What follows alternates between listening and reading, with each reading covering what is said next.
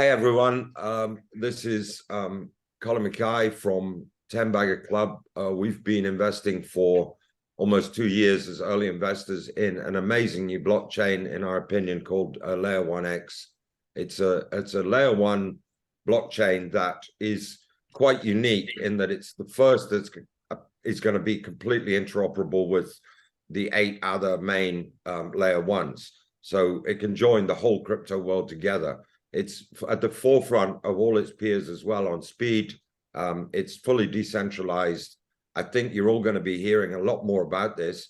We're fortunate enough today to have the founder and brains behind it all, Kevin Coutinho, and also Mike Stewart, who's the Chief Strategy Officer. I think we'll be joined by Matthew Rudolph, Chief Operating Officer. So let's just get into this and do it as fast as we can. Okay, what I'm getting asked by a lot of people, let me just say that you will be the first to be fully decentralized and interoperable. Do you want to just explain a bit about how that works, Kevin, first? Yeah, thanks, Colin. Maybe I'll take a couple of minutes here and just briefly go through the protocol as well, while I explain the relationship between interoperability and decentralization connected to the Layer 1X protocol. So Layer 1X protocol is a Layer 1 blockchain that has the functionality of building smart contracts onto it. This is built from ground up. So we partnered up with the University of Western Australia in 2021 to research about the white paper and spent a lot of time thinking about the right way in terms of building something from ground up. And we spent quite a bit of time on the white paper. So Layer 1 has its own virtual machine. So we haven't forked EVM, that comes with a lot of limitations that other protocols have done. So we have built the VM from ground up. And one of the core concepts of VM is the interoperability side. So in today's world, when you look at chains like Polkadot and Cosmos, they are not interoperable, they are compatible. Meaning if I need to send a message from one substrate to another on Polkadot, I need to have the same execution environment, that the message is being interpreted to.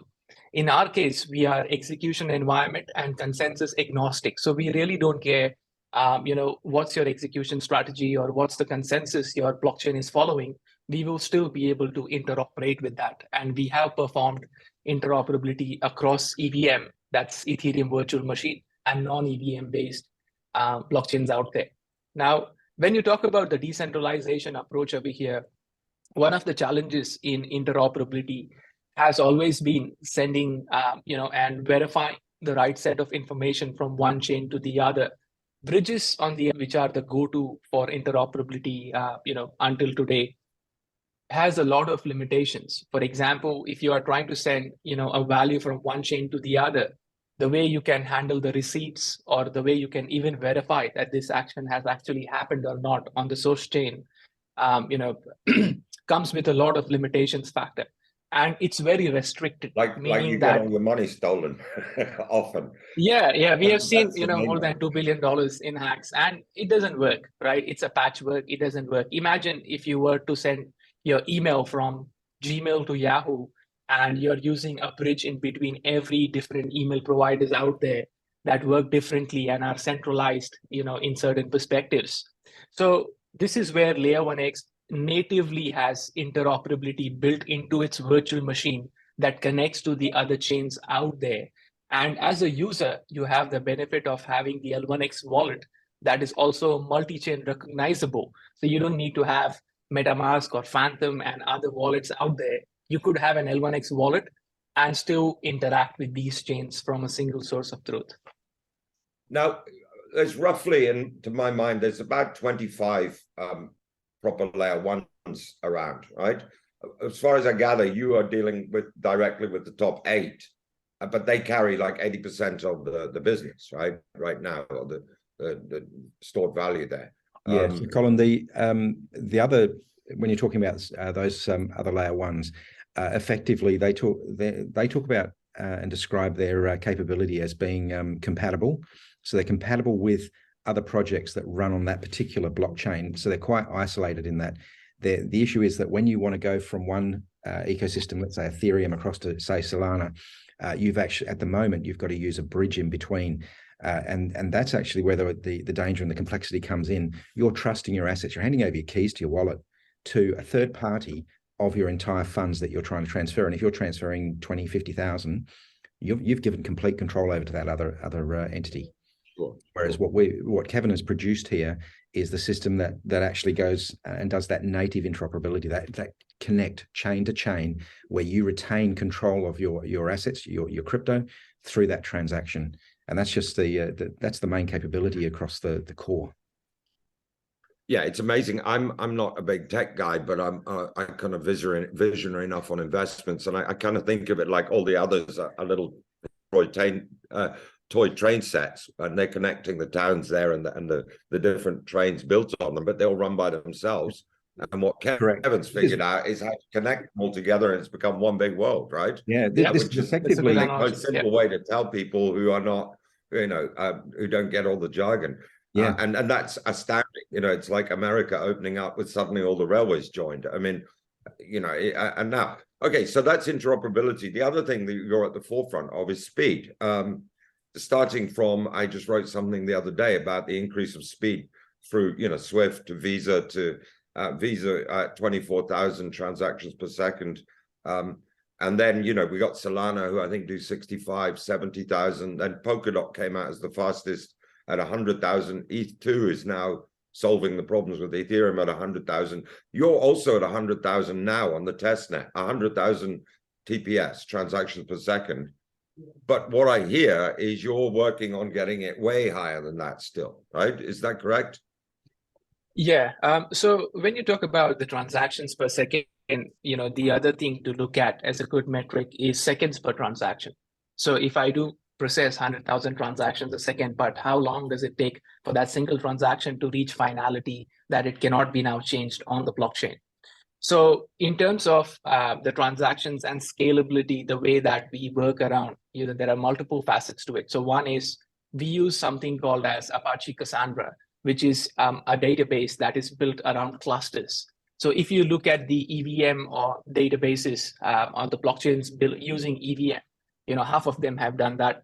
They use something called as level or RocksDB that works in a daemon format. So, you have to have it running on one system to the other. In our case, every full node is assigned a certain cluster. And when a transaction is processed, these clusters work together to scale that particular transactions, to the next level. But having said that, we have worked on optimizing, strategies in terms of how we could optimize the transactions and even reduce the size of every transaction that gets processed. So that's the second part. And the third part is the way the consensus works in terms of the scalability, where we have been using mobile devices or validators that work with the full nodes to reduce the burden from the full nodes to process the transactions. It's not very clear. Is that as where to, you're gaining a lot of the extra speed through your use of smart anythings to validate? I mean, you can use bridge, yeah. And does that compromise security? Yeah, one of the, there are various things that have to come together for the speed. But in terms of security, what happens over here is that in our full nodes or proof of stake, we have a hybrid consensus. It's proof of stake and, the device validation. So the proof of stake has a ceiling in terms of how, how much stake you can have to have a block proposer. So it doesn't necessarily mean the highest stake you have, you are a block proposer. But the validators, on the other hand, the devices make sure that if we are taking that security, component out in terms of who holds the maximum and verifies things, it balances with the devices and the strategy around it. Now, one thing that also slows down certain transactions is the mempool, which is, a tipping feature that every blockchain out there has for their full nodes. In our case, we do not have a tipping feature. So the mempool, in terms of how the transactions are sequenced and processed, also has a cleaner approach where we have a constant state of finality being attached to the transaction rather than the nodes picking and choosing which transaction to process. Okay. I just want to say, Matthew, welcome. Matthew, sorry, isn't it? Matthew Rudolph, the Chief Operating Officer. It's good to see you. We're moving more people in on the inside there. Welcome. Okay, look, I'm going to try to keep this dumbed down a bit because right now this is a private sale going on. And basically this is a chance, in my view, for our members, and this is who is going to first, who don't understand crypto, to jump in because of the pure the upside and downside potential on this. The downside is very little and the upside is absolutely ridiculous, and this is what I'm trying to get across.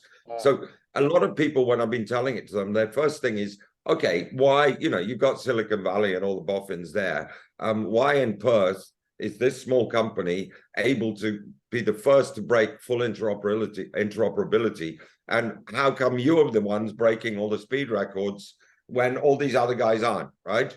Now, can you answer that? Because I get asked that a lot. My answer is because it just is, and we found them. And, new people create new things.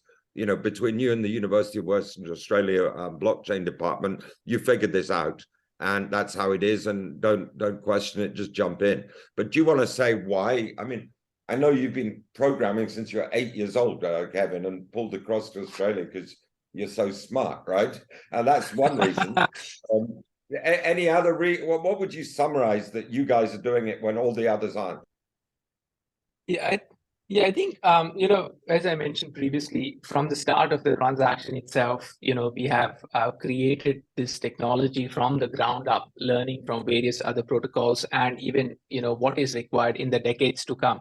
One of the things over here is that when the transactions do come into the network, we apply something called as sharding of that transaction and, distributing the load of that transaction across the full nodes. Now, many protocols out there do have these concepts of sharding, but these are later on adopted on the blockchain and do not necessarily have the features of interoperability. But where we, I think, shine is the way where we can have interoperability and the ability to process faster transactions on the native chains, that is the L1X protocol, combined together. And you spent a long time creating the white paper, right, on this before you even started the building process. I mean, yes. Did you get this vision from Kev to just say, look, I'm using this, it's not good enough, that's not good enough. We all feel that in crypto, chasing around from one place to the other and different wallets and different, you go from Polygon, Cardano. You just said enough of that, let's go, right? As a young virile mind, and let's create this. Is that because I was working on EOS as well, and when we were building apps on EOS, there were huge limitations attached to it. For example, how do you identify the same user on your central database versus on the blockchain? So that linking factor always had like a bridge in between Web 2 and Web 3. And this is where we have taken that concept further, where even SaaS products that are actually running on Node.js technology on Web 2 on your browser can run directly on the blockchain, eliminating the gap of moving from Web 2 to Web 3 and running the app straight away on the blockchain as well. So all computer science principles have been applied to this, and the most optimal route of achieving things and considering what is needed in the decades to come, those things had been considered in the white paper before we started building this. Okay, good. I might add to that as well, if I can. Sure. Just from my perspective, and having now worked with Kevin for some months, there's a few things that I see that why it has been cracked and why Kevin's done it. Firstly, we're at a stage now where the market has been operating for some time. You've got players like Cosmos and Polkadot, and it's the benefit to that, even though we're after them, is that we can look back and see where the faults and the gaps are. And so Kevin's been able to go through and build on these other chains, see those gaps, and then form a white paper, which he's worked on with the University of Western Australia. And one of the key, and this is one of the things, when I read the white paper, one of the key design principles that stood out to me was the fact that all users should have access to all chains and all applications on those chains in a safe and efficient manner. Now, Kevin's gone about, while other chains may have compromised, or maybe that wasn't maybe that wasn't their initial design principle, and if it was, they've had to compromise. What I've learned from Kevin is that he doesn't compromise. You know, he's either going to build that or he's not going to build that. You know, so what he's gone about is that if that's the goal, that's what's going to be achieved. And I think that was a key, probably pivotal point when they made that design principle. When Kevin made that design principle that all users should have access, he put a line in the sand that that's what it's going to be, and that's what it is, and that's what he's building out. I'd just like to add that as well, Colin. Sorry, Mike. When and I've experienced this along with Matthew in working with Kevin, is that Kevin very much thinks outside the box. Current developers out there around the world, and I know Kevin's laughing at this, but it's actually something that I see pretty much every day when I talk to him. And when developers out there develop on platforms, let's just say Ethereum, they work in using code like Solidity, etc. And there are some quite significant restrictions in doing so around the languages that they're writing in. And Kevin goes, well, why do we have to do that? We're going to use this, which is an alternative method. And without getting too technical, I'm talking about operating between, coding between things like WebAssembly and eBPF. So Kevin will take that eBPF structure and build on that, which ends up being 10 to 20 times faster than code running in WebAssembly. And I think we might have just lost Colin. So I might pull. Okay, so sorry, there was an internet cutout as we just reformed. Let's go on to the decentralization. I mean, not only are you at the forefront of speed and way in the front on interoperability, you're fully decentralized as well, right? It's a Swiss foundation you're setting up. Do you want to tell us something about the structure there? And you... Yeah, I can take that one. Yeah, so in terms of the decentralization, of course, we chose the route of the foundation in Switzerland, and we are using the same lawyers, which is MME law, that even helped Ethereum set up the foundation. So that helps us to, put this protocol in an open sourced, non-compete manner, as well as allow the participants, those are the L1X token holders, to get the benefits of decentralization and what the protocol has to offer. But on the other hand, when we talk about decentralization, I think, one of the biggest challenges in any protocol out there, if you have seen, is the centralization in the decentralization. Mm-hmm. When you give a plan, okay, where's the plan in the plan? So I feel that, there is decentralization that is required for a protocol to be, completely adopted for mass adoption. And this is where the concept of hybrid consensus, where the full nodes are securing the network in terms of availability of resources. But on the other hand, anyone with an L1X wallet or a web app built on L1X, Web3 app built on L1X, can be a validator on the network and even earn a part of the transaction fee. This is where we see, applications in IoT and anything with a chipset being able to act as validators. And that is where we take the concept of decentralization further, saying that no one should have control over the network. As you see in Cosmos and Tezos, more than 50% of the stake is controlled by only the top 10 validators. So I feel this is the approach that we had to take. So in a way, you're joining all the main layer ones together in a free world, which is the dream of crypto. It really is. Okay, let's get on to the tokenomics. I believe you use Prism, who one of the leaders in the tokenomics. Do you want to just explain? I mean, your cost is also super cheap. You're going to be 1 cent a transaction. That's 1 cent on the DEX and 1 cent for the gas fees as well? Is that how it's planning, or? I mean, this one.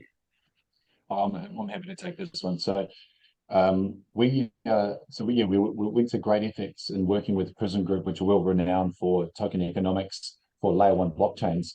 So there's a few aspects I think it's worthwhile covering around the tokenomics. So and the distribution of fees. So in terms of the scalability, as you mentioned, Colin, 1 cent is the upper limit on transaction fees. So the 1 cent relates to the consensus mechanism, that base level transaction fee. Now, applications building on top of the platform may have their own, say, margin on that 1 cent fee. So there may be a margin on the DEX, but the base level is that 1 cent fee. Now, and a lot of the transactions, interoperability and everything like that, will be based very close to that 1 cent fee. Now, with the token economics in terms of fee distribution, as those fees are collected, they're distributed into 3 different areas. The first is 50% of the fees generated go towards rewarding those people staking their L1X token on the full nodes for participation. So they get rewarded, making it lucrative for them to be able to stake and hold the L1X token. 25% of the transaction fees then go towards rewarding those validators, those mobile phones, those smart devices validating on the network. And then the final 25% of the fees will go towards the foundation, where they'll either be reinvested or they will be burnt, adding a deflationary mechanism to the token. So there is a hard cap of 1 billion that vests out over a total of 30 years. And so that deflationary mechanism is a small but important piece for people to understand around supply and demand.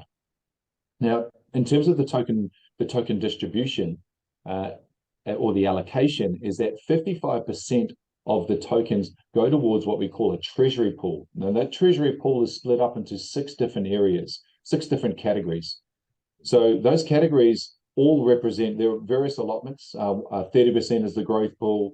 We've got 5% to reward the validators. We've got the marketing pool. So each one of those 6 categories represent, in a way, either the growth of the platform or the rewarding of the participation on the platform.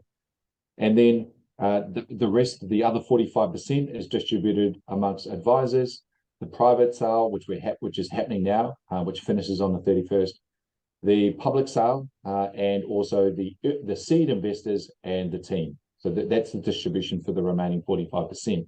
Now, one thing I think it's really important for people to understand in terms of where those fees come from, because there's 2 avenues of adoption, which is the beautiful thing about Layer 1X, which is outside your traditional Layer 1. There's 2 avenues of adoption here at Layer 1X. There's the traditional avenue where projects will build on top of the platform. Users will use the platform as they would any other Layer 1, generate fees, and they'll be distributed, as I mentioned before. The second avenue of adoption is from protocols and chains that aren't built on Layer 1X, that we still generate revenue for those fees. And those are those smart contracts, those projects wanting to tap into the interoperability.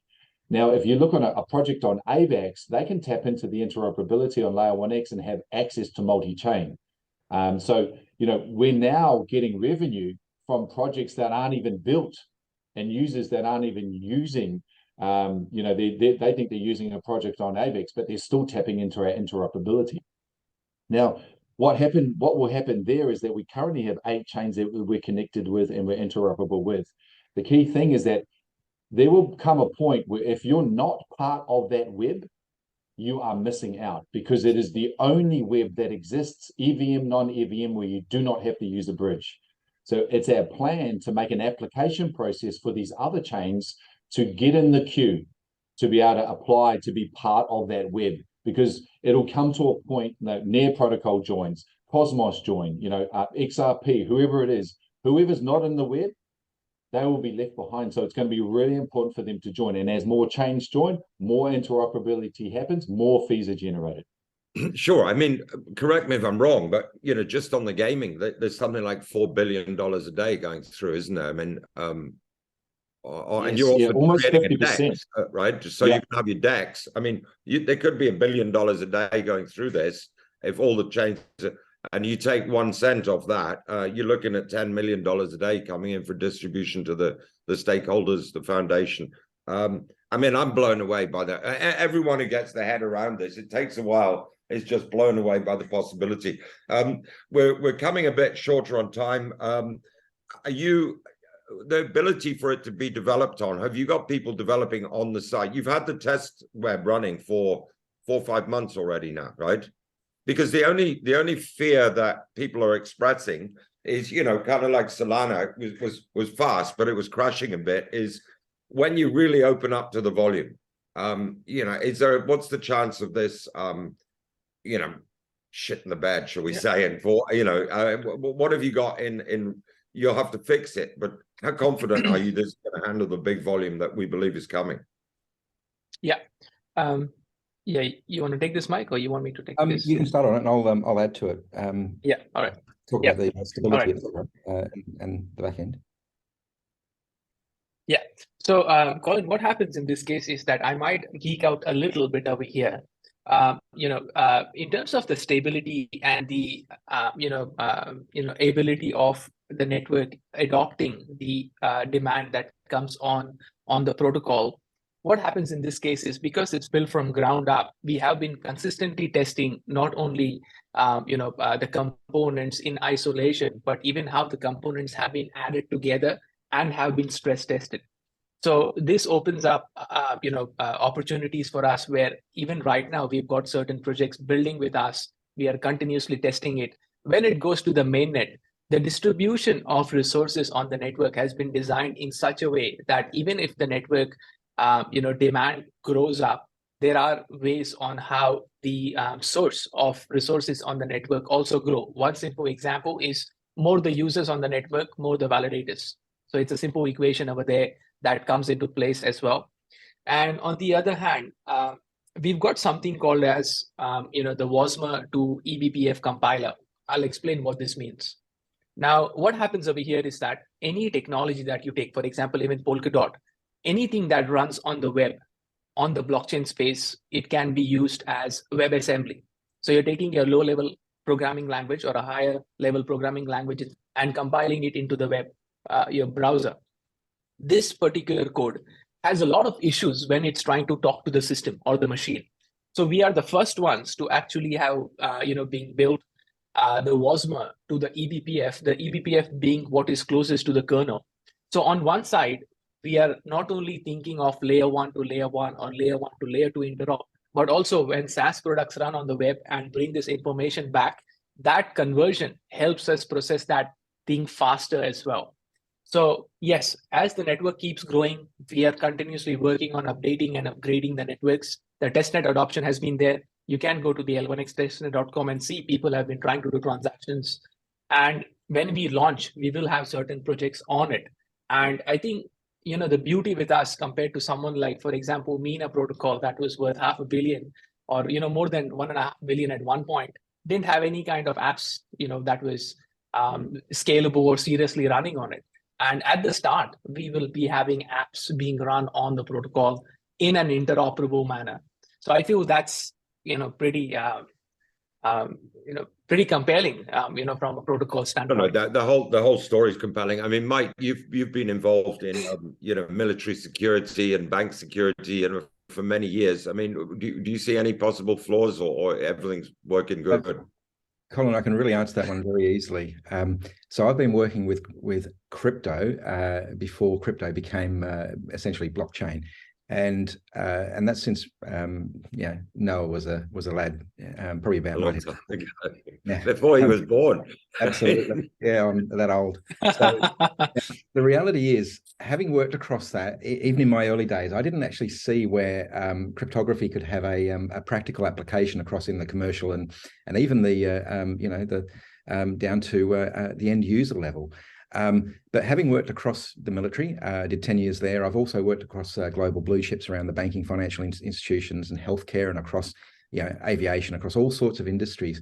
And the reality is that what's being created here is, so we've got the crypto world out there and it's great, but what's the practical use of it? Tell me how today that Joe Public, that the people sitting here and that are watching or listening to this can actually use this in their everyday life.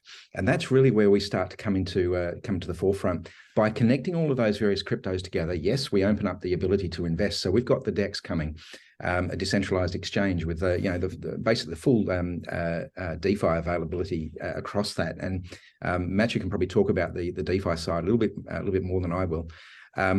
But that's just one of the systems. The second one being HealthLink, where we're looking to provide that interoperability for healthcare systems to be able to pass your client, your patient data between medical record systems, between pathology and radiography and your GP and hospitals, etc. But then you start looking at the other. And that'll still be what, 1 cent per transaction, is it? Yep. I mean, it's still income. And people look at it and go, yes, but you know, is this financial? Well, yes, it has that capability. So within, you know, when you start talking about you know, DeFi, but it's also got the ability to pass data, and that's where Kevin's work around those smart contracts, being able to pass logic with those smart contracts, actually really comes to the fore. We can pass that data with a contract to ensure the security is there. And then you start looking at the other components in there, and this is where, you know, I geek out a little bit around homomorphic encryption, where you've got the ability not just for that data to be encrypted, but to remain encrypted when you're transacting it. So when you're updating a record, when you're performing a calculation across that encrypted data, it remains encrypted through that process. And that's something that, you know, let's equate that across to Medibank, okay, and Optus and the data breaches. And there was another one that came out this morning, Latitude Financial Services. They've all been breached. Why? Because there's basically a single entry point into that database. Do you really want your data sitting on one of those systems? At the moment, you don't have a choice. But when we start getting out, going out there with all these various systems, that's where this will actually come to the fore. And we're already talking, and I want to talk about projects. We're already talking across with both government and military applications of the technology. You know, we've got Wired, which is the automated blockchain-based marketplace where merchants can integrate their e-commerce stores. We've got the token and NFT generators where we can actually you can actually do trades of NFTs. So NFTs being whether they're artwork or music, movies, TV shows. You've got the potential there in TV shows where we could actually implement smart contracts in there so that we can, you know, the TV companies can actually sell their product. They don't have to have their own network to be done across the layer 1 blockchain. Now that's a you know, a concept that we'll be working on. No, it's pretty mind blowing. It's pretty mind blowing, the potential of the interoperability if you really start thinking it through. Look, we're going to come to the close minute. The one thing I really do like, what you guys have done is, I know that you've got VCs crawling all over themselves to give you the money, and you haven't done that. You've done it democratically by taking small investors' money first. And this current sale now, which is the last sale before the ICO in August, September, which is going out at 10 cents. And it's valuing, there's 1 billion tokens there, so it's going to value it at 100 million. Everything equivalent is, even in the bottom of the market right now, your Cardanos, Polkadots, they're between 7 to 10 billion. Or, you know, Ethereum's at 200 billion. God knows what they're going to be at the top of the next bull market. I mean, the upside on this is, as I say, ridiculous. And I love that you're letting the small people in first. There's only 3 or 4 more days to go for people to buy. They can either come in through their wallets, or they can just simply fill in the application form and send the money in the old banking system. So I just think it's great what you're doing. We're coming to a close now, and look, good luck to all of you. I see you getting a lot of traction in the States now, more and more on the videos, and I think I'm more bullish than you guys. Right? And I'm, you know, here I'm like, hey, I'm putting more in. You know, I've been funding from day one, and we're going to fund more. But I hats off to you, and good luck. And is there any last thing you want to say? I just think look, I would like to say, watch this space. You know, it's not just a concept. It's we are, as we build it out to mainnet launch, you will see us continue to break ground through blockchain technology. We've done it recently by demonstrating EVM to non-EVM. We'll do it with NFTs. We'll do it with logic. We'll show the capability of the DEX. And so, you know, seeing is believing in this space, and people are right to be skeptical. And we'll be able to meet them head on with demonstration, so they know it actually works prior to launch. Cool. And you get all of that right now for 10 cents a token, which is going to be 50 cents. I mean, even if there's some hiccups, then, you know, your downside is almost minimal buying now. And if it goes well, it's 1,000 plus X potential. I love it. We're going to show this to members and any other public. You know, if you want a life-changing opportunity, I've been investing for 35 years in bottom end stuff, and this is one of the best opportunities I've seen on a risk-reward basis. So congratulations, Cole. We'll close this out now, shall we? And otherwise it's too long for everyone. Yep. Thank you. Thank you.